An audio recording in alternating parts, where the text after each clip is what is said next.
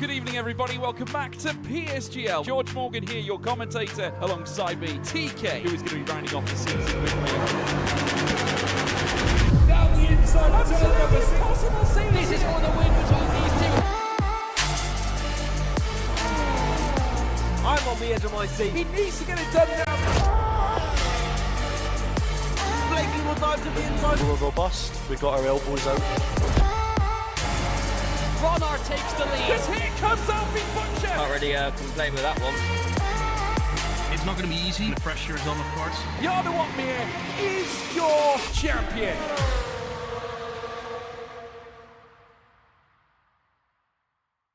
And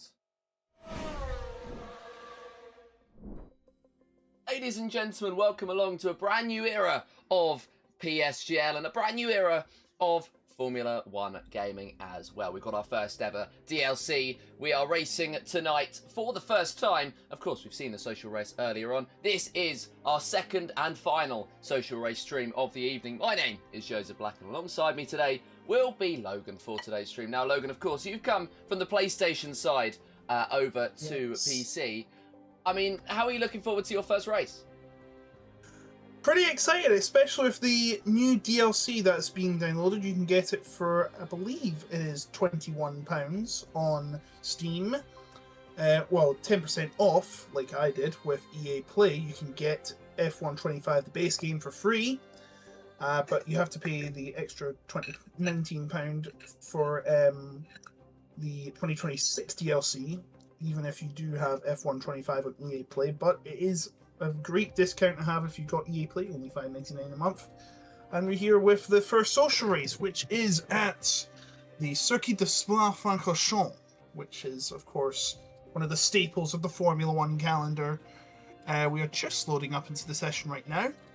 Of course, it's a social race, nothing at stake, just, you know, get into gear, get prepared for the new game mechanics. Of course, we all know the changes about F1, 50-50 split between battery power and, of course, fuel. So it's going to be a real game changer when you use the battery. Previously, it was like, was it 85-15? Now it's 50-50. It will change to 60-40 in 2027. But for right now, it's 50-50. And you know the rules here.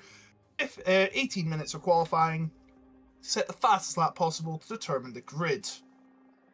Certainly, we'll be looking forward to that one. And in fact, we're going to be able to get the opportunity to see cars out on track. There we go. And we'll also get the opportunity to have a look at some of the telemetry as well.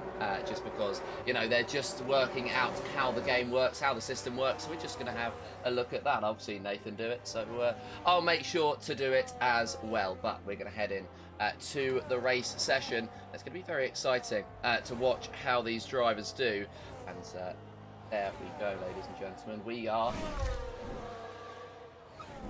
go for our second social race of the evening, and well, the drivers are out on track. The first couple, Gabor Shontos, and that's one of the Alpines even. So Gabor Shontos, one of the Haas drivers, and I believe that to be Leon Reifel, the other guy. Yes, it is indeed in the Alpine right at the front of the field. Lucas Beissner right out there as well. Great to see some of the names that we saw from last season returning. 20 drivers so far on this grid. We've got a couple who are waiting on trying to get into the session later on, so we will wait for them. But the big talking points between the last year's game and of course the last year in real life as well to this is this team. Of course, we've seen Audi jump in, Gabriel Quintino and Joe Murphy racing for them. Victor Vidler and Valentino Labella will be representing Cadillac. Yes, they will. The new team in this season is Cadillac. Of course, so they've now expanded the lobby to have 22 and 24 in total, including the commentators.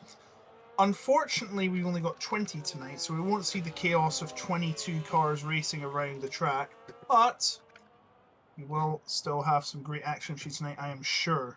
Everyone getting around to get their warm-up lap in before the hot laps, so it'll just be a matter of time until we get started.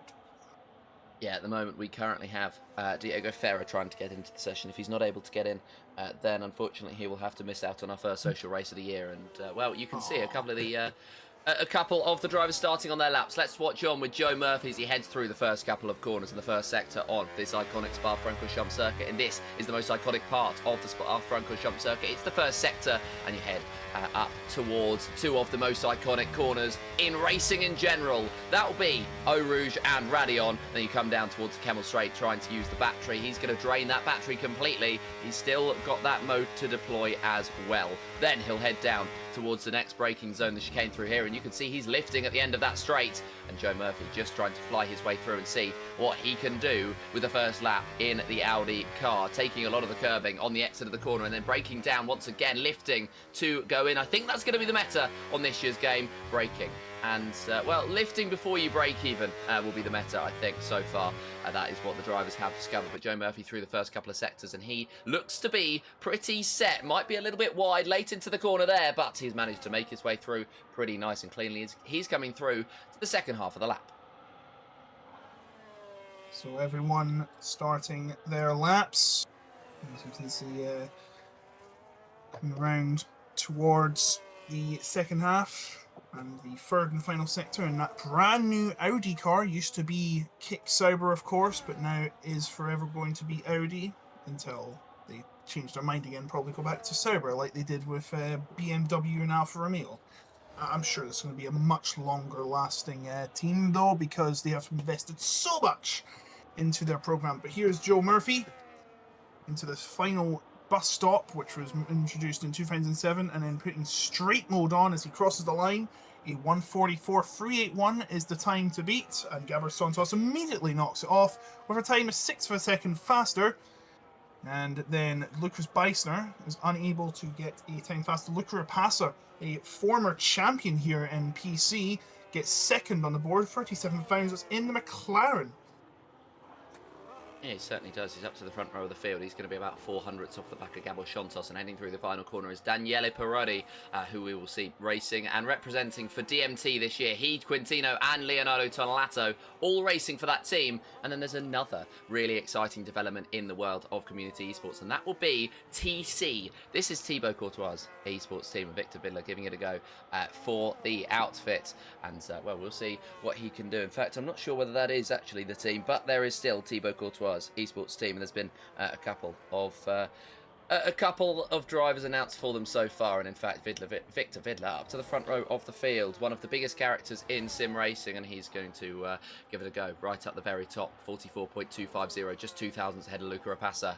Garrett Larry Tulke around the final couple of corners, only one driver in the 45s, Claudio Diaz, everybody else in the 44s. Larry Tulke just sneaking inside of it at 1:44.994 to end the first runs on this year's game. But it's going to be very interesting to see how they deploy that straight mode, really.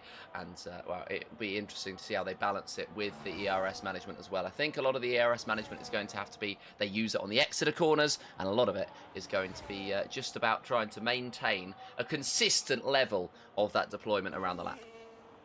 Yes, absolutely. It's a whole new ball game here in PSGL, especially this coming season. As you see, the battery immediately going down and then going right up with 25%. Oh, it looks like we've got a new driver coming in, Liam Stevens. But yes, you see on the map in the bottom right corner in the magenta, that is the straight mode activation zones. You're allowed to open the flap, which used to be used for DRS, but not anymore.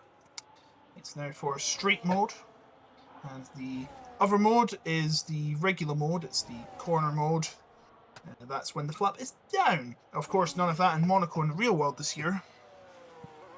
but you know, we'll probably not get to that this season. And of course, there is another new track this season, the Madrid, which you may see in the next upcoming seasons. It'll be pretty fun. I like that banked corner. I do think they're being a bit harsh about the criticism because, you know, never judge a book by its cover. We like that with Vegas and Baku, but they turned out to be great. Yeah, we'll see what happens with the Madrid. Of course, it's supposed to be later on this year, and I mean, it's difficult sometimes when you've got a track that it isn't built yet, wasn't built at the start of the season, will only be completed about a month before the race. Difficult to have faith in the people behind the operations there, but of course we'll wait and see, and we'll get our first taste of it here on the F126 game. A couple of drivers have already given it a go, and they've certainly got their opinions. It's certainly split a lot of opinions for some of these drivers. For example, the chicane that you can straight cut, which technically is not wrong. You're not going off the track with four wheels, but there should be some discrepancies made, and I'm sure that when we roll around to the actual real-life round, they'll be clarified and they won't be able to take it. I think that the curbs are going to be slightly higher. I just think that because it's basically a concept track at the moment, they're not going to be able to roll it out just yet in its proper form. So I think we're going to, hopefully at least, get an update to the track later on in the season. Joe Murphy, very keen to come out for his second run, and at the moment he's got a 1:44.381 that puts him in 5th place. So inside the top 5, a pretty decent time, but we'll see how the track evolution goes. It tends to get pretty good and pretty slick around this circuit, so I'm expecting that 44.2 to be demolished in these second runs. See if we can do that, as half the drivers are already coming out. One of them, of course, being Tom Roberts.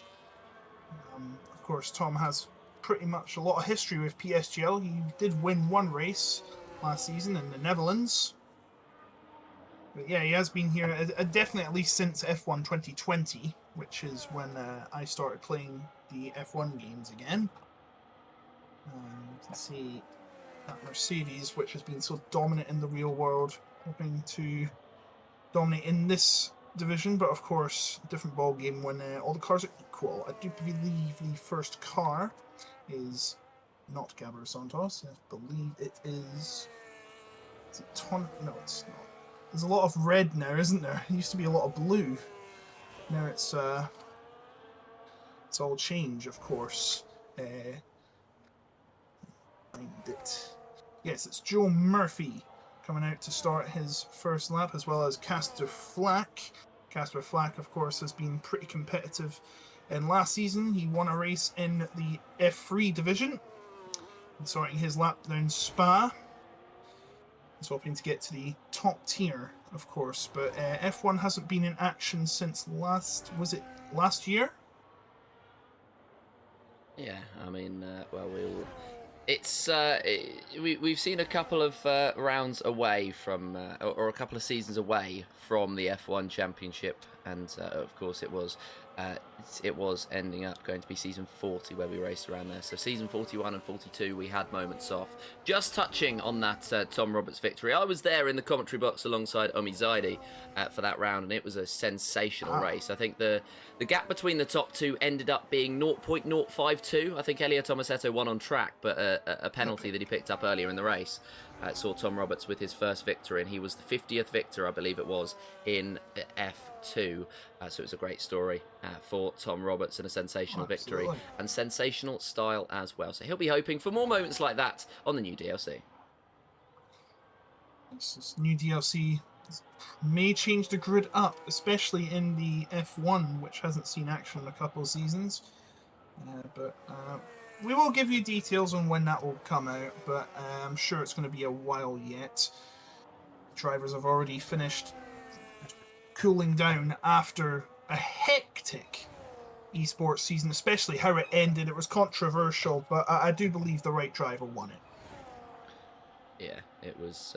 It certainly was controversial, but Otis Lawrence, I mean, he is the quickest driver of the lot, I think, and I think, as you say, it's a deserved victory. We're on to our second runs in this session. Joe Murphy is up to 4th place, so we're going to have a look at more drivers to see what they can do. Lucas Beisner is improving, but he's not quite in the final part of the sectors just yet. It's Claudio Diaz, one of those drivers. Yes, he is, and he's found 4/10 of a second. I was talking about the fact that they can improve, and he is improving, so up to the line. Diaz will come, and he will get into the 44s, right into the mid-pack, right smack bang into the middle, as well as Daniele Perotti up to the front row of the field, a 44.234 for the Red Bull, and that is a sensational lap time indeed. Which V-Cub is it coming around the final corner? It's Jensen Rosen, hoping to improve on his 144.693 that puts him 1,000 behind his teammate. He does. He's going to be into the top 10, displacing Claudio Diaz out of it. Lucas Beisner up to 5th as well, so a lot of improvements, and as I say, that point 2 is going to be knocked off its perch. Luca Rapassa, 44.012, 2/10 ahead of Shontos.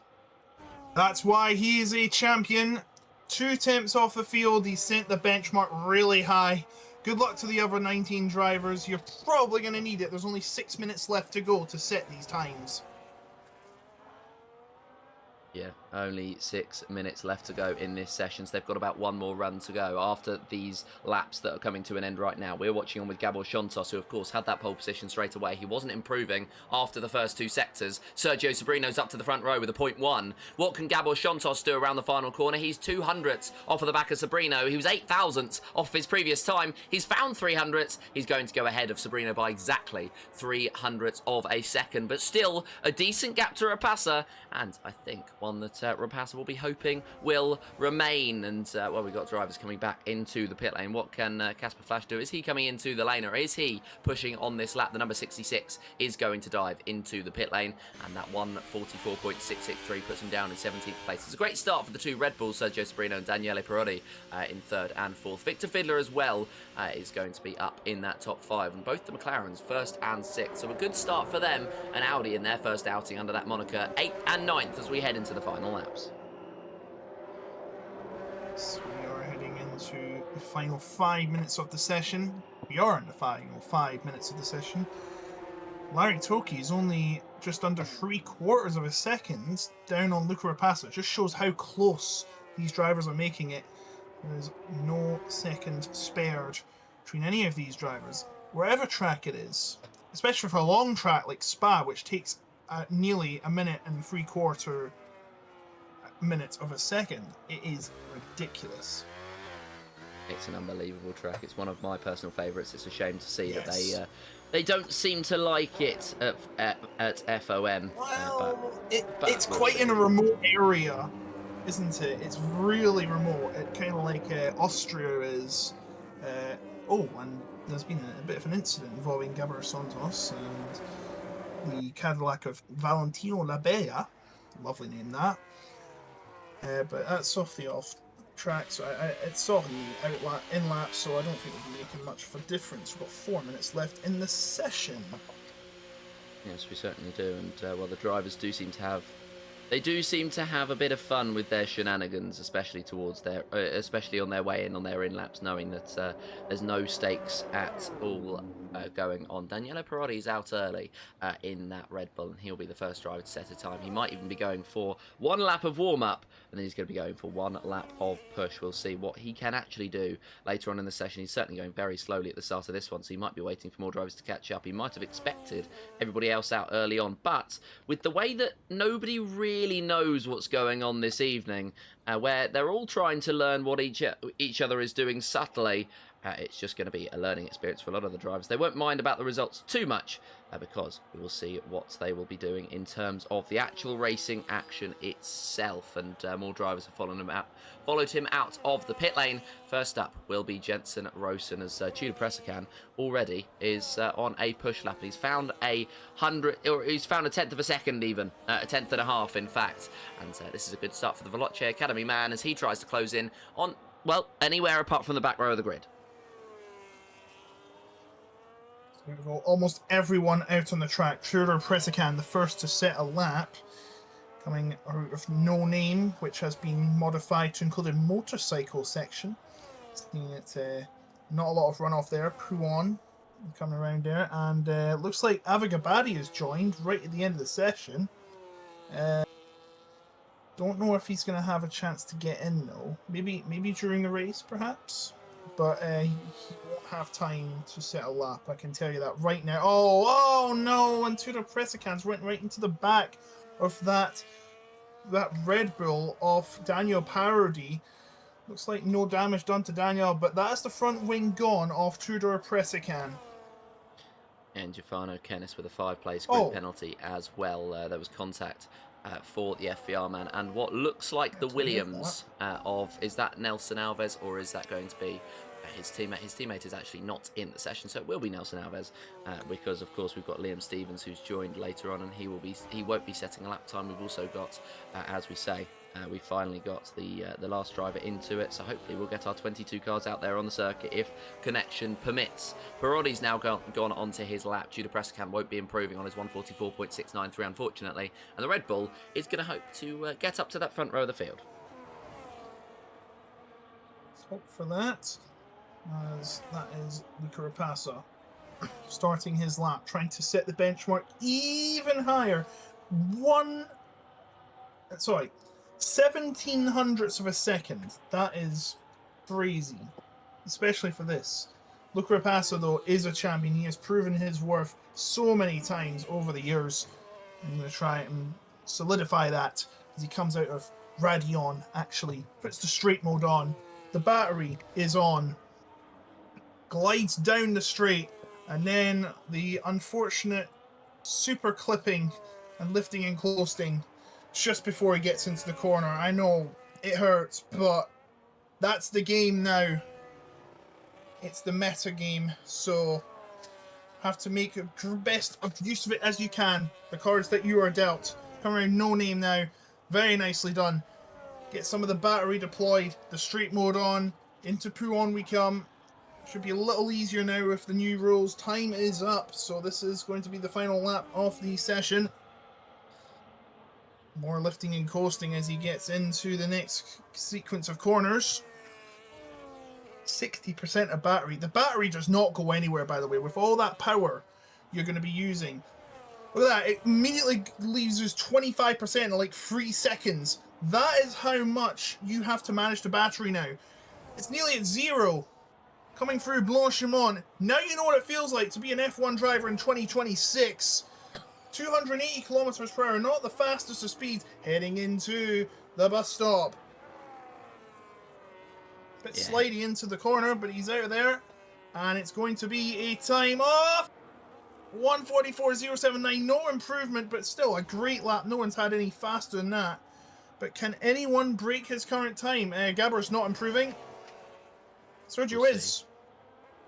Yeah, we'll see the drivers at the end of the session. Nelson Alves was invalid on his lap. He was improving, but unfortunately invalidated his lap, was not able to come to the line. Vidler and Parodi not able to improve either, at least not up to the front row of the field. Giovanni Kennis is going to go up to 4th. What can Gabor Shontos do? He's challenged Luca Rapassa for that top spot so many times in this session. He took it earlier on, and he's going to try to take it to the line. Lucas Beisner and Larry Tulke haven't set their laps yet. Beisner has, and he's on the second row of the grid alongside Shontos. He will hope to hold on to that 4th as Larry Tulke is going to finish his session off. What can Shontos do? It's going to be a lap time that puts him all the way into 3rd place. So he's going to be on the second row of that grid, and the Haas driver is going to take that final spot on the podium. Just to confirm the positions, Luca Rapassa will be taking pole position, Sergio Sabrino in 2nd place, Lucas Beisner in 3rd, and Giovanni Kennis Shontos in 3rd, Beisner in 4th, and Giovanni Kennis was 5th. He'll get dropped down to 10th. Vidler, Parodi, Quintino, Murphy and Diaz all make their ways up the order, and then Tonelato, Roberts, Rifle, Rosen, Alves, Labella, Furaheim, Flack, Pressican and Tulke will round out what is our 20-car qualifying grid. Hopefully we'll get 22 drivers in the race. Not sure if they're going to drop that penalty. I'm just going to ask them in the Discord right now. We'll see. I think potentially for a social race they might not. I think for an actual race, of course, they will think about it, because of course they hope to punish later on rather than in the session against their will. And Kobadi is in the session, but he will start at the very back because he did not set a time. I believe this may be the first ever PSGL race correct me if I'm wrong, the first PSGL race with more than 20 drivers, because back then there was only 16 drivers. They could only fit 16 in the lobby in the earlier games. I think it was about 2017 they changed it to 20.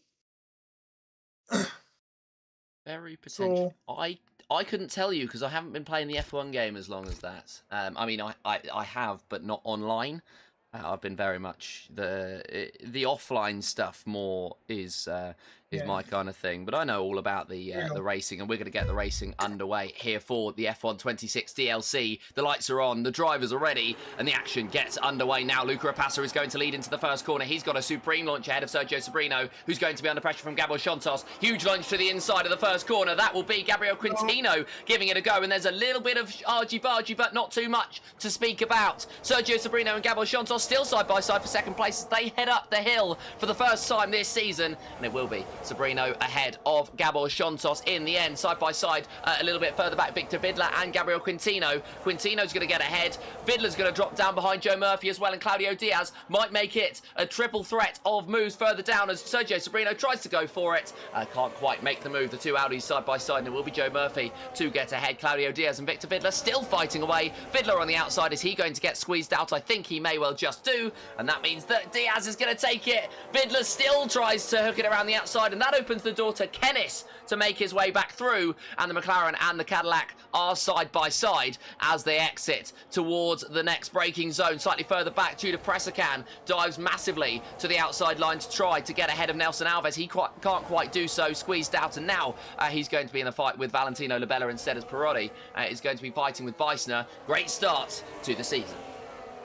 yeah, big leader ready for Luca Rapace, 6 temps, but that may all change when that straight mode comes into play, and of course the overtake mode, which gives you a massive boost when you're at the corners. And I do believe there's a car that's went off. I believe it's Tom Roberts has went off, and so is Giovanni Kennis in the McLaren. He's went off, and immediately Luca Rapace at the front has went 1 second ahead of Sergio Sobrino. That just shows the champions he is. By the way, 4 drivers are starting on the medium tyres. They are Daniel Perotti, Gabriel Quintino, Tudor Pressacan, and Valentino Labella, as we believe we have a virtual safety car. We do indeed. It's our first virtual safety car of the season for that Roberts Giovanni Kennis incident. I'm trying to work out how we can spectate 21st place because, of course, the shortcut would be shift and then over to 1 for 11. But I don't know how we do it for 21. Roberts and Giovanni Kennis both into the pit lane. They're both with damage, and that makes it a McLaren sandwich. Just to let you know, Joseph, go to Shift 0 and then click F8. As Tom Right, we'll Roberts try in the that. pit, Shift and so is Kennis. 0. Nope. F8. Shift 0 F8. Oh well, it doesn't matter. Roberts Now is out Tom of the Roberts race is retired from the race, so you can't do it now. What horrible timing! Yeah, virtual safety car is on. I was pressing it. I was giving it a go, but we'll find out before the season begins. It works for me. Weird. Anyway, we are going to get back to green flag racing, and Giovanni Kennis really struggling in this race. He first got that penalty for the 5-place grids penalty, and then he also got that drive-through just before that, speeding under the virtual safety car. Very unfortunate for himself, as Tudor Pressacan gets ahead of Leonardo Tonelato, and Parody is going to try to go through on Gabriel Shontos. And Gabor Shontos and Parody going side by side into the corner. It looks like Parody's going to hold on to the 3rd place at the moment. 2-3 for Red Bull and a 6-7 for Audi. Sorry. But it seems like Rapace cannot be phased at the moment. He's not being challenged, but that battery is going down, as you can see, but it'll probably be the same for everyone. 6 tenths is the lead. And looks like Shontos is going to go for it again. Is this in the bus stop? But as you can see, lifting and coasting a lot, as that's part of the management. But management's always been a part of racing. You know, you had your tyre management, your fuel management, but now you've got a whole new ball game, power management. Good luck. It's going to take you a whole season to get used to it. It's going to be crazy and brutal. As we see a lot of moves down in the back, we've got Claudio Diaz against Lari Tocchi in the Ferrari. Going side by side, but looks like Toki has won that battle. Going up Eau Rouge, we've got the 2 V-Carbs going to a rivalry. And this will be for the top 10. Unfortunately, being a social race, there's no points. But watch out, Nelson Alves is going to take advantage of the new rules and deploy his energy, and he's going to get past one of the V-carbs, that being Tudor Presican, going down to 12th place. Yeah, it is indeed, and that will be Nelson Alves making his way through on one. He might try to make his way through on another V-carb down the inside of Jensen Rosen. Can he get the exit out of the corner? He's going to get a bit of dirty air from Leon Rifle. He might get a little bit of a problem in terms of the space as well, but he does enough to get it through, and that is going to be a very, very well-worked move from the Williams. Down the inside it goes Judah Presican on his own teammate, but he's not quite going to be able to make that move stick at the moment. Joe Murphy slightly further up, trying to make a move on Lucas Beisner, as now a defence once again from Nelson Alves. Is this going to be the move for Jensen Rosen that he's so sorely desired? A bit of contact between the two, and Alves is going to squeeze him massively, but it will be the Williams that stays ahead, and Jensen Rosen trying to fight. What I like so far is there has been a lot of on-track action. That was something at the end of the last game that we sort of saw peter out, but we have started with a decent bit of fireworks. Yeah, and I think that's one of the big pluses of the new regulations in the real world. The new form of management is going to encourage more strategy. It's going to encourage more moves. Like this one here, as you can see, between Tonelato and Furderheim, going into the corner as Sergio Sobrino has set the fastest lap, still side by side, but no, it looks like that Tonelato is going to get in position, but Oscar Furderheim ain't going to give it up. He's going to go to the outside of La Source. Is there going to be any defense from Tonelato? Yes, there is. Still side by side out of La Source, but it looks like Furderheim is got ahead and safely through into 13th place, and that just shows what you're going to expect in this game coming forward. Now, there may be a battle for the lead here, as Murphy and Quintino are battling Beisner. They are. Joe Murphy was under pressure from Quintino, but he has been able to make his way through in the end. Lucas Beisner trying to give him a fight. Sergio Sobrino stepping out. We saw that quite a lot on last year's game, especially on the PC side. I'm not sure about the PlayStation side, but a lot of the drivers stepped out of the slipstream, and sorry about that. They stepped out of the slipstream, and what they did was they just helped themselves get that straight line speed a little bit better. So they got the engine power a little bit more down, and that's what those drivers would have likely been doing as they stepped out down the end of the straight, just testing to see if that was still the meta.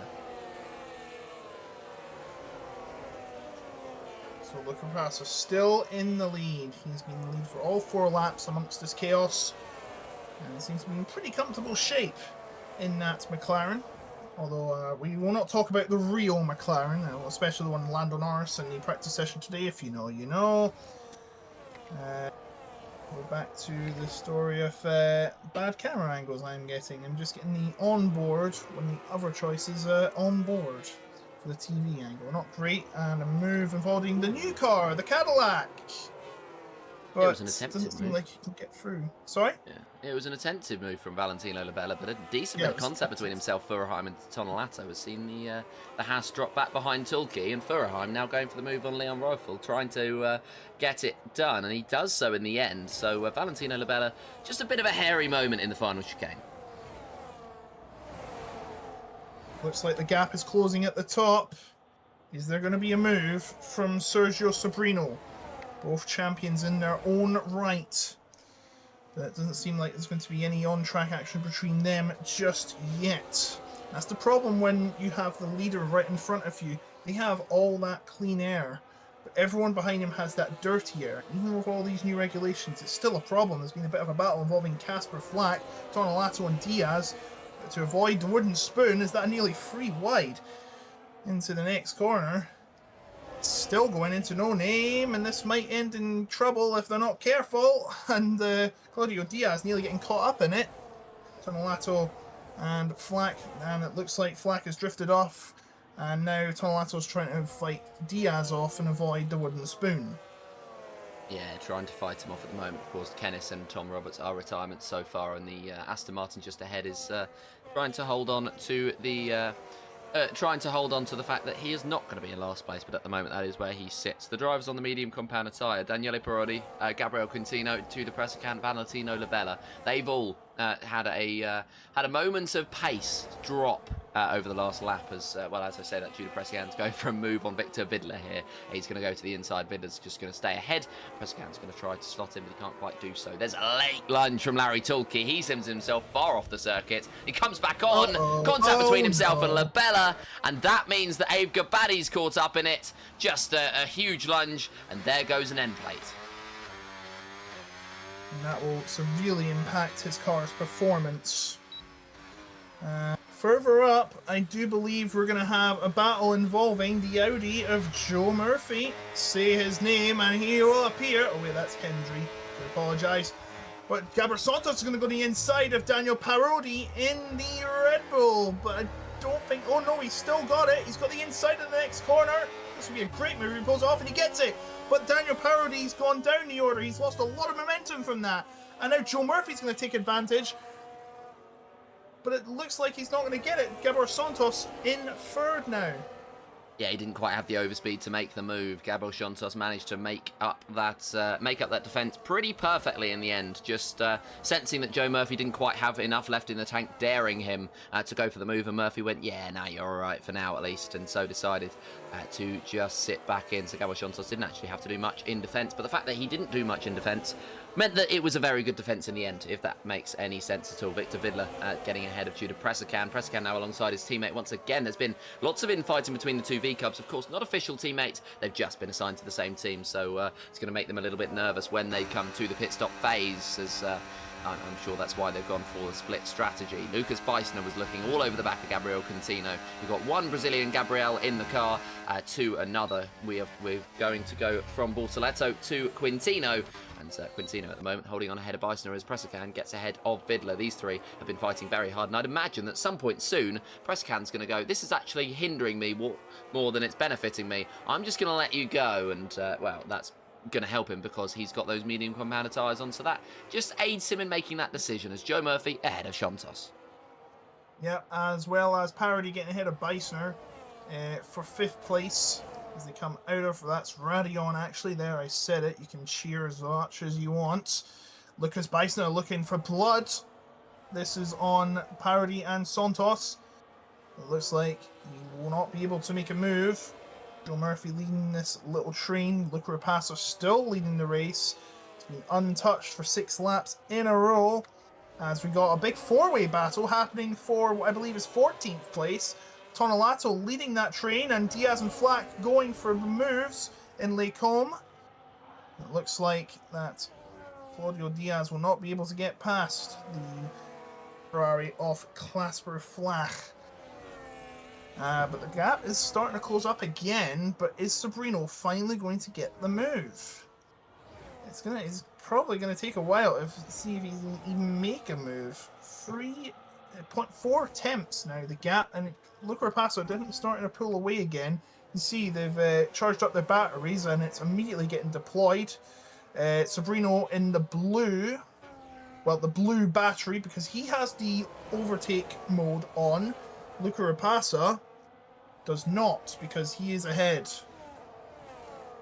Yeah, it's very, very interesting indeed, I think, to watch the ways that they approach this race. And one of the things that I was keen to avoid heading into this season, of course, having no influence over it, is the beginning of, like, everyone was moaning about the lack of overtakes, right? But I wanted to make sure that, or I was hoping at least, that there wasn't going to be any meaningless overtakes and meaningless fights. And what I mean by that is just overtakes for the sake of overtakes, because that's what Formula E is about, and that's why I don't watch Formula E. I think that it'll be interesting to see the balance between it this season. I think at the moment they're doing a lot of fighting, but I think now that they head towards the second half of the race, now that they start to take it a bit more seriously, because this is all about learning and more about race management, I think the overtakes are going to get less, but I think the action is actually going to hype up as a result of that, because the tension will build. Speaking of action, Oscar Furheim is being overtaken by Jensen Rowson for 9th place. And the gap is still 6 tenths at the top. All the action's happening behind, and it's near the back. That 4-way battle for 13th, well, it was 14th, but Pressigan has pit for new tyres. So the train being led by Tonelato is fighting for 13th place at the moment. Of course, Nothing much to be cheering about there, but you can see also the new lights on the car, the orange lights, which indicate that the car is deploying energy or running out of energy. They were a thing before, but it's much more visible now with the new lights, and they'll be much more useful, especially in the rain, because of course they use those lights in the rain, but they have much new purpose now. As we see Oscar Furheim closing up on Jensen Merson, trying to get the position back. And you can tell you have a really big disadvantage when you're ahead of the driver. Look at this, it's free wide for the move in the Cadillac of Victor Riddler, giving a bump there, and I think he's went off the track. I don't even see where he went, or he's lost a lot of momentum. He's well down. No, he's went into the pit, has he? Nope. No, He's that's just his lost a teammate. decent amount of time. That is his teammate. That was terrible timing for you because his teammate dived in the pit lane straight away, so it's easy to make that misconception. But yeah, exactly. that was Valentino Labella making the switch from the mediums onto what will be the hards. Be interesting to watch Leon Rolf here because he's on a set of the mediums that he's switched over to. So we'll see how they last, and I'm sure all the engineers, and as somebody who has briefly been one myself, I'll be keeping an eye on how that happens and whether he's going to be able to make it to the end of the race and whether he's going to be able to keep them in any form of semblance of condition.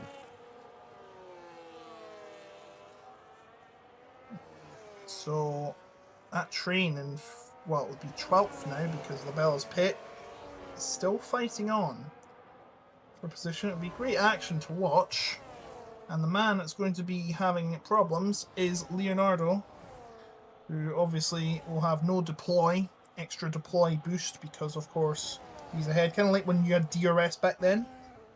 You had a disadvantage when you're ahead. You didn't get the wing to open.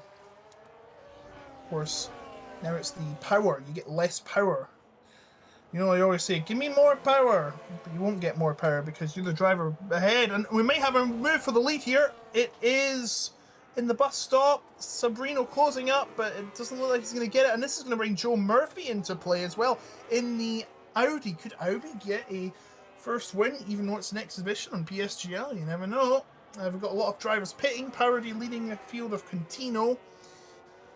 Actually, they're the only drivers pitting at the moment. They'll be pitting for new tyres. Of course, you've got to stop once to get those tyres changed. That's the rules, unless it's wet. That hasn't changed. But Joe Murphy could be looking on second place here down the stretch. Or is it going to be Sabrino? Sabrino's going to try and get ahead as Joe Murphy's lifting and coasting. But no, Rapassa still holds on to the lead. It does look like they're going much slower, but actually they're accelerating much quicker, I believe. And that gives the added incentive of speed, but there's also the con of that being that the car decelerates before you get to the corner quite a little bit. That's the drawback of the quick acceleration with that extra power in the battery. So it might look like the cars are going slow. They're only actually 1 second slower than the previous cars. Yes, it's and I'm sure that when we get to a point in the game where people understand the cars fully, they'll be actually relatively on the same pace. Leonardo Tonelato was having a look at Casper Flash not making the move just yet. The drivers 15 and down have all come into the pit lane. I think Daniele Parodi and Gabriel Quintino are the two drivers that we should be keeping an eye on in terms of the chasing pack and in terms of how much the undercut is going to benefit the drivers. These top three are split by about 3/10 of a second. Sergio Sabrino is going to have a look to the outside in the final chicane. Is he going to be able to make the move? No, he just backs out. He just brakes early. And this is where the different approaches are going to be taken in because he takes a much better turn in, but all the drivers with great acceleration out of the line and out of the final corner means that he's not going to be able to make his way through. Is it going to be into the first where he makes it? No. Joe Murphy takes the opportunity. Very, very tight between the two. And Murphy, in the end, actually decides to back out. He sent it so far into the corner that he wasn't going to get enough of an exit. And a sensible decision from the Audi just to wait in behind. But with the straight mode coming into effect up the Kemmel, Sergio Sabrino gets a much better exit, and he will go alongside. Who is going to have that greater straight line speed as Joe Murphy goes onto the grass? He wants to get that first place. They're both going to get past Rapassa. Murphy sits back inside, and I mean, he took so much of a risk to go onto the grass there. It's a surprise that he decided to back out in the end, but second place for him. Yeah, and Sobrino is our new race leader. Halfway through, Rapasa loses the lead. He had no energy near halfway through the stretch, and Sobrino still had a lot of that deploy to use, and now he takes the lead. He has taken the advantage of the battery in his favour, and now he is ahead by 6 tenths ahead of Joe Murphy, and now Gabor Santos is on the rear of Rapasa in 4th place. Not a small gap between them. I think this is going to be a very close finish. We might have a massive train of cars fighting for the win in some of the races to come this year. I think the new rules have favoured the game more than the reality, of course, because, of course, in reality, they all have to build their own cars, and there's obviously going to be a tier of cars above the other. Mercedes. But in this game, you're on equal footing. Look at this! That's a move from Rapasa on the outside. A brave move at Blanchimont. But it looks like he won't get it. He has to secede the position. He looks like he went off the track. Joe Murphy in the Audi Revolut still ahead, and that's Rapasa tapping the back of Joe Murphy. He's going to lose a lot of momentum from that. Gets the overtake, though. The overtake mode, that is. And Gabor Santos is also going to have it. He's going to have a full battery to deploy. And look at Rapasa, doesn't even really have much of a battery. He's already down to 30%. Gabor Santos on half that battery. As they come down the stretch, this could be an easy move for Santos. He's going to have the battery go longer than Rapasa, and Rapasa is going to lose the position. Yeah, Luca Rapasa down to 4th place as we lose Leon Rolf. He's going to be out of the race, and that will be us down to 18 drivers. So we're not going to see the driver running on those mediums all the way to the end of the race. I think he just tried to keep going and wait for a safety car, but as soon as those tyres fell off, he went, yeah, nah, I'm not interested anymore, and he dived into the pit lane. No comments on that one from me, but those who've watched my commentary know exactly what I think about that one, and exactly what I think about drivers retiring in the pit lane. But we are on lap 12 of 22. We're over halfway through the first race of the year, and of course we had one earlier on. If you want to go and check that out, you can. Presented by, of course, Nathan Richards, who did the first race of the year, and we are going to be the second one. I say year and I say season because it is going to be the 2026 season, and it is going to be the 2026 year, as it were. We were kind of in a limbo state, as we are every time that there is a new season of Formula One, and we're still on the old game. But now we've switched over to the new one with the new cars, and it'll be great to watch these drivers as they are as they compete, as they learn how to do the cars. So it is great to be here for the first race of it, where they are really getting their feet under the door, as it were, in terms of, or I always say under the door, I mean under the table, as it were, in terms of just learning everything. They'll have had a couple of days to practice, they'll have had a couple of days to retire in Nico Rassenberg's case, and also unretire in Nico Rassenberg's case, but either way, all these drivers have spent a lot of time on this game in the last couple of days. We will see what the fruits of their labour will be as we head towards the latter stages of this race, with the top 13 still having yet to box. Yeah, still yet to box, but they went starting hard, so they'll probably be pitting on late in the race, maybe around this part of the race. Lap 13, we've got 10 laps to go, and there's a big 5-way fight for the lead, and Lucas Beisner is going to try and shoot another bullet into Rapasa's race. He thought it was going to be all plain sailing, but these new rules have turned his strategy on its head, and now he could be at risk of losing a 4th place in only 3 laps, and that is not what you want if you want to try and win the race. Of course, we've got pit stops yet to come, but looks like Rapasa is yet to get to grips with the battery. He is saving it though right now, so it looks like he'll be fine at the moment. But Beisner is going to have the overtake mode. They're both going to have the overtake mode. The only driver that's not is going to be Sobrino. He's going to have the boost mode only. The other's going to have the overtake boost. With everyone using overtake boost behind him, it may not do him much favours. But if you're in second, you're going to have a lot of favours, because you're going to have something that Sobrino doesn't, and that's overtake mode, of course. Looks like Santos getting close up to Joe Murphy, nearly touches him going into the bus stop as we start the 14th lap. Further back, we've got a battle involving Larry Toki, his teammate Casper Frack, Daniel Parody, who's already stopped, and Leonardo Tonelato. Of course, Parody already pitted because he started on the medium tyres. One of 4 drivers to do that. And they're fighting for the top 10 spot, as it looks like we're going to have a battle between Sabrino and Murphy. Or not. Yeah, we're not going to have a fight between those two. I think they're settling into a race now. We were just going on board with Parodi into the first corner as he made his way through on Casper Flash and did get that overtake in the Red Bull up into 11th place. And I'm sure he'll be up into the top 10 before long as Leonardo Tonelato and Casper Flash go side by side. And it might be Gabriel Quintino involved in it as well as Daniele Parodi. They try to drag him back in. He's not going to take the bait. Inside line for Casper Flash as he tries to keep his way in. And it may well be 3 wide between these drivers. And Casper backs out in the end. So clearly struggling on that grip, at least in comparison to Quintino, who swept his way through into 13th place. But it got very close between Tonelato and Quintino. And in terms of the pace, it's going to be Quintino all day ahead of the Haas driver. So he's going to try to make his way through. Luca Rapassa further up, closer than ever to the back of the other Haas driver, Gabor Xontos.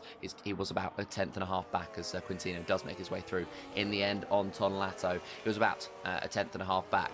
But on lap 14 of 22, and we saw the drivers coming in about now in terms of the medium stints. They're doing about 8 laps to the end, so I wouldn't be surprised to see them coming in. Luca Rapassa to the inside of Gabor Xontos. Can he make the move? He's going to be squeezed. Into the pit lane comes Joe Murphy. Into the pit lane comes Lucas Beisner. So that means that this is a fight for second place on track. Rapassa is going to get the exit. Xontos is going to let him through. Yeah, Rapassa immediately whizzed away after getting past Gabor Xontos. It seemed like he was turning into a rocket ship. But yes, Joe and Lucas pitting for new tyres. This will be medium tyres, as you very well know. I think you've got the gist of the tyre changes at this moment. They're going to come out behind, or actually ahead, or at the same time as Daniel Parodi, who has already pit. So Daniel Parodi has got the strategy in his favour. He's rejoined the leading pack, so to say, but they're already fighting and squabbling for position already. Beisner staying ahead of Parodi as they now head into Lake Holm. This is where it starts to think Parodi could actually win this race, but you've got to remember he's on the less grippy tyre, that the hard tyre. The harder tyre is not going to have as much pace, especially with all these medium tyre runners. But remember, medium tyres only last so long. They are much less resistant than hard tyres, so could be decisive at the end game as Jensen and Nelson are battling for 5th. Looks like Jensen is through. Chelsea? That's their ship name. Jensen Rosen and Nelson Alves are actually a married couple. Happy Pride Month to Jensen and Nelson as well, as they... well, anyway, we'll brush past that very quickly. We'll see if they watch that back later on, because I'm sure they'll both comment on it. As Nelson sweeps around the outside of Jensen, and he's going to get past his husband into 5th place. He's going to have a look at Oscar Furheim. In fact, all 3 of them are going to dive into the pit lane, meaning that's very close to the wall for Furheim. But that means that all of the top 6 into the pit lane. This is clearly the time to box. Where is Sabrino going to come out of the pit lane then? Of course, he's in the Red Bull, which will be early on, as Daniela Parodi has set the fast lap of the race. That could be huge, as well, there's 2 more drivers who will be celebrating Pride Month, as Gabor Xontos came out inside Sergio Sabrino. Where is Sabrino going to come out in terms of on track? He's going to be just behind Parodi in 5th. Victor Riddler leads, but he's yet to pit, and he's got a penalty. So pretty much ignore him, as Lucas Beisner is going to get past Joe Murphy for the lead, and Victor Riddler is immediately going to get overtaken as well, and it's going to be 3 wide into the corner. Please be careful. And it looks like they're through. The Cadillac struggling to fight off the top 2 on its first race, but you know, there's a long way to go. It's a season-long thing. As that's a move from Sergio Sabrino. He's immediately shrugged off Victor Riddler. Next it was going to be his teammate Daniel Parodi, but he's on the hard tyre. Yeah, it doesn't surprise me they got through on Victor Riddler very easily. He's going to go very long into this stint, it appears. And, well, we'll see what he can do as he drops back behind Daniele Parodi, who, I mean, I was surprised that he even looked like he was even going to vaguely be in contention after the first stint, because he'd done 5 laps on those hard tyres. Now, yes, those hard tyres are going to last longer, but those mediums were new, for 1, and for 2, they were in for a much better ride towards the end of the race, because Perotti had used those tyres up quite a lot in pushing. Of course, he has the fastest lap of the race now, and so I think he's going to be struggling towards the end of this stint, as you can see with Gabor Shontos making his way through on the Red Bull and up into 4th place. He's going to try to keep DRS as it gets very, very tight between the drivers, and Luca Rapassa might make the move into the bus stop chicane. He looks to the outside. Is Perotti going to look to the inside? No, he stays behind. He stays sensible, and he stays in waiting. Bidler, I'm sure, is going to come into the pit lane on this lap, and indeed he does. We can see the Cadillac going off into the background as Lucas Beissner takes the fastest lap as he leads the race. Everyone will be going for that top position, as you very well know. Daniel Perotti, I think, is going to fall down the order. The hard tyres not doing the job anymore. The medium tyres being completely superior to the hard tyres, as you very well know. We've been here for years. Luca Rapassa is going to try and put a redemption arc on and try and get past Daniel Perotti first. And Gabor Shontos has run out of battery already. Is there going to be another move for Luca Rapassa? Instant inside of Clifcom, and he is through. Very nice double pass by Luca Rapassa, and now it's going to be Sergio Sobrino up ahead. Further back, that's Victor Ridlow losing another position as he's gaining position as he gets ahead of Larry Toki as well as Claudio Diaz. He's going to be on a much softer tyre, but for him, I think if he finishes the race, I think everything will be okay. There's nothing at stake here. Just get to grips to the race. Of course, there's bragging rights as well at the top. These are all top-tier racers in their own right. Well, besides the F1 esports drivers, but of course they were unavailable for this, being that they've just recovered from the championship that just happened in the official F1 series. Now, Lucas Beissner still leading at the field, deploying the battery. You can use it for offense as well as defense. I think that's what makes the overtake mode great as well. Even though you've got an offense behind you, you can still use that as defense, unlike with DRS, you had no choice. Yeah, I mean, DRS was always...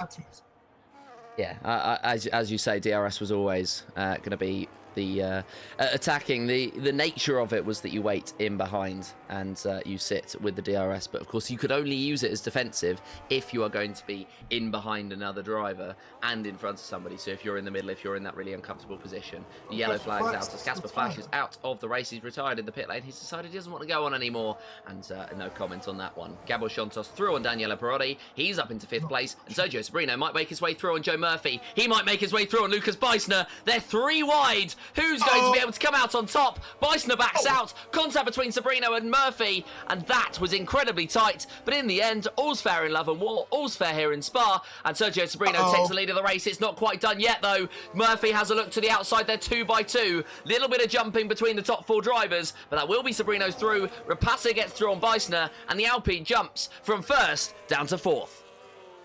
And he's going to try and move on the inside. He's trying to move on the inside before Pouron, but he's not going to get it.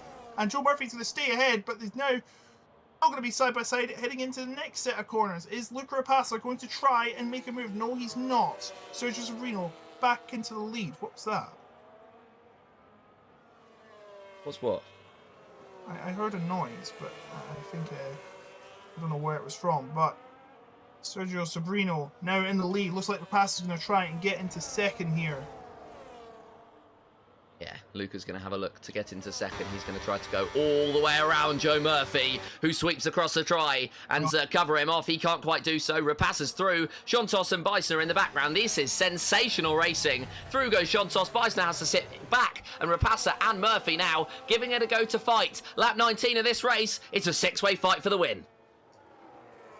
6-way now, my goodness. And 7th place is about 5 seconds behind Gabor Contino, the teammate of Joe Murphy, who is in this big battle at the moment. And it looks like we are going to go to the end without interruption from a safety car, which is not what we want to see, of course, which thank goodness for that. Joe Murphy has all the batteries to try and deploy it on Luca Rapassa, who's got more battery than him, so he may have no choice but to wait for a more opportune time. There are, of course, 4 laps to go as 4th and 5th swap again. Lucas Beissner losing position to Santos. Looks like Oscar Furheim is battling Nelson Alves, but Sobrino still in the lead. Yeah, Sobrino holding on to it at the moment in the lead. And we will see later on whether it's going to be the right thing to be in the lead or whether you actually want to be sitting in behind. Daniele Perotti is starting to come back into it, and this is the point in the stint where the mediums sort of taper off, and this is where the performance of the mediums is a little bit lower than that of the hards, so it'll be interesting to see how the Red Bull is able to get back in as the tyres of the mediums start to fade away. Perotti having a look to Beisner, but he couldn't quite make his way through just yet. Still DRS between all 6 of these drivers at the very top of the field, but they are spreading out as they're managing themselves for the end of the race. And Gabo Xontos just under 2/10 behind Joe Murphy. He's the only one, I think, who's going to start to try and push on the back. A little bit of straight mode as they head out of Blanchimont and towards the bus stop chicane, but Xontos waits in the wings. Luca Rapassa got as close as ever to Sergio Sobrino, and the Red Bull just waiting ahead for the time being. Rapassa's very low. You can see that by the fact that his car is dragging along the floor. Of course, I believe it's preset setups for this evening. Gabriel Quintino makes his way through on Nelson Alves for 7th place, and these top 6 stay in battle in the last portion of this race. And I wouldn't imagine, unless there's contact, that they'll be separated at any point. Luca Rapassa lost a lot of positions a few laps ago, and now he's back challenging for the lead on Sergio Sobrino. But who is going to have more battery? It looks like Sobrino is running out of battery, but I think he'll be okay because they have run out of road. And they have, of course, recharged and reloaded for the next battle. As Nelson Alves is into 7th place, but he's a long ways off. As there's a fight for 5th between Beisner, who had the lead a few laps ago, and Perotti nearly going wheel banging into the no-name, but looks like they're still side by side heading into Puron. This may get very dangerous, but looks like he is staying ahead at the moment. Yeah, driver's staying ahead at the moment. Lucas Beisner just ahead of Perotti, who's going to try to push towards the end of this race because he knows that those hards aren't as bad as they were at the start of the stint in comparison. So now it's pretty much equal between the two tyres, and it's only going to get better for the hards as they head on to what will be the penultimate lap of the race in just a couple of corners time. We'll see what these drivers can do, but what they have done is cook up a storm here in the first race of the season. Gabo Xontos right in behind Joe Murphy. He's going to get that straight mode activated. He's going to try and make the move. Murphy's going to decide that attack is the best form of defence, and he slides his way alongside Rapassa. Contact between the two, which means that Rapassa stays ahead. Xontos is going to try and make the most of the Audi's misfortune on the exit of the corner, but he's not quite close enough. Has a look, but just sits in behind. Beisner and Perotti are just spectators with these top 4. Yeah, Sobrino's got a full battery and he's using it down towards Eau Rouge. And Luca Rapassa's only got half a battery, it seems, when he's even with the deploy. That's probably not going to help him much because, of course, the deploy, the overtake mode, is going to be a lot of problems for him. The deploy mode, sorry, as Murphy and Santos going side by side, and looks like the Haas has got through, the gritty Haas, that is, through into 3rd place. There's another battle still developing, and this one is for 7th, and it's being led by Nelson Alves. Yeah, there is. Nelson Alves at the moment, just leading ahead of Oscar Furaheim, who had a look to the inside, but I think he was just cooling off his engine. Jedson Rosen through on Gabriel Quintino as well, as those tyres start to fall off towards the end of this race, but he still uses them to make his way into 10th place. And, well, it'll be interesting to see how this year's game works in terms of the tyre differences.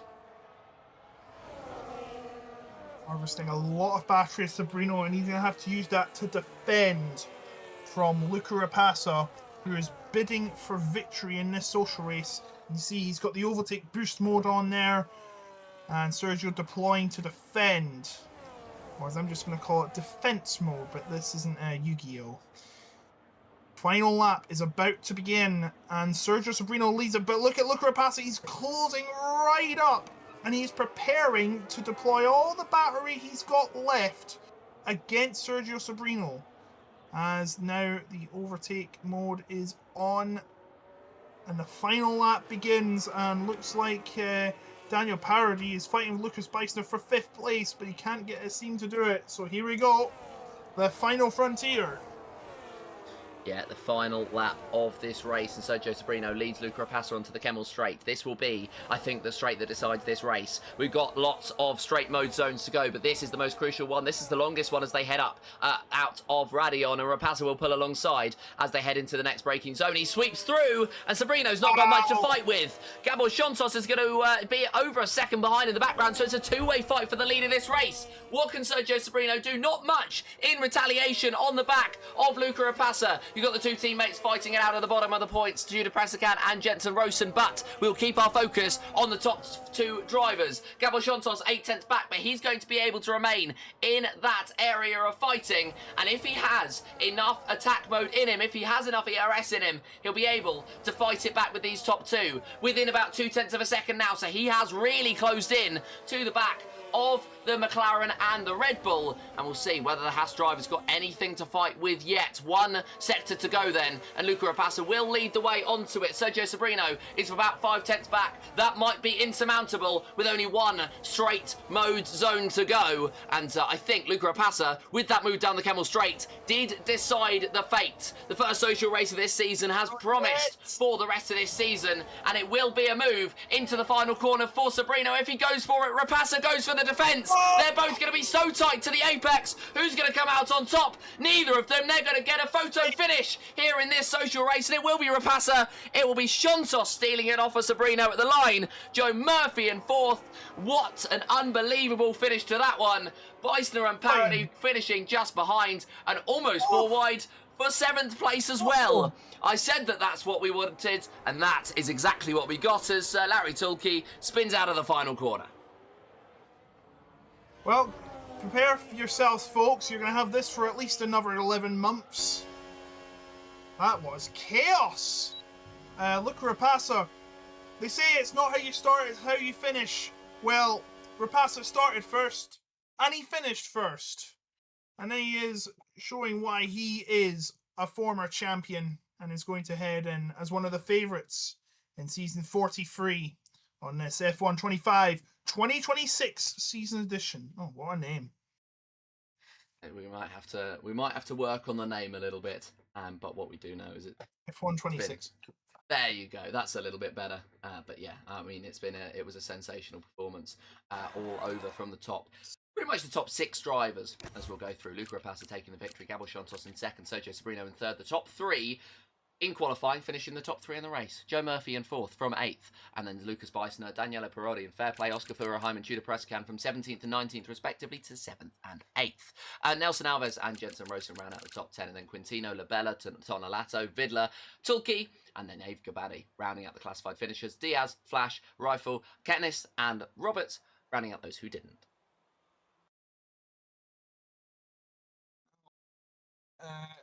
Sergio Sabrino seemed to have snuck into third, actually. Was it? He was passed at the line, yeah? Oh, yeah. Sorry, I thought it was Joe Murphy for some reason. No, Gabor Shontos getting the second place right at the death, taking advantage of Sabrino's mishap out of the final corner. That was a crazy end. Great job from Judah Pressakan, by the way. Started 19th of 21 and finished 8th. Yeah. And Oscar Furerheim started 17th and he made 10 places up, finished 7th. Great moves from, well, pretty much 7th down to 10th place, because they all started 14th or lower and they came in the top 10, so it's a great finish for those drivers. But we are going to head back to the cameras just to finish off today's action. And well, what a race. How would you sum that one up? Utter chaos. Absolute cinema. Yeah, I mean, there's not really any other way you can classify it, really, apart from cinema and chaos and all that we want. I mean, I mentioned Formula E earlier on. If the racing's going to be a bit more like that, we shall see. But thank you to everybody for joining us here today. Don't forget to keep your eyes out on the PSGL social media channels for all of the sign-up information, and stick around, subscribe as well. Until next time, it